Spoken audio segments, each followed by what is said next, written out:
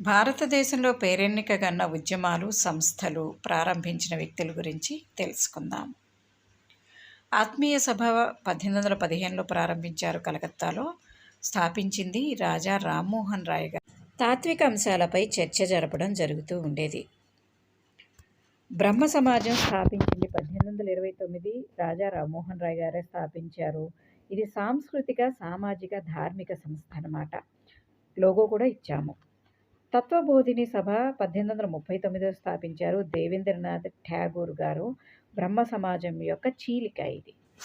4వది young Bengal ఉద్యమం 1830లో henry విలియన్ గారు స్థాపించారు. క్లాసికల్ ఎకనామిక్స్ను అనుసరించేది ఇది. హెన్రీ విలియన్ డివాజియో ఈయన. 5వది ఆర్య సమాజం 1875లో స్వామి దయానంద సరస్వతి గారు స్థాపించారు. దీని ముఖ్య ఉద్దేశం సమసమాజ స్థాపన మూలం లేదా వైదిక ధర్మం కాపాడడం. 6వది బేతూన్ స్కూలు. ఇది 1849లో ఈశ్వర్చంద్ర విద్యాసాగర్ గారు స్థాపించారు. మహిళా కళాశాల కలకత్తా విశ్వవిద్యాలయానికి అనుసంధానంగా ఉండేది. 7వది ప్రార్థనా సమాజం 1867లో ఆత్మారాం పాండురంగా గారు చేశారు. దేవుడు ఒక్కడే అనేది వీళ్ళ యొక్క మత సామాజిక సంస్కరణ.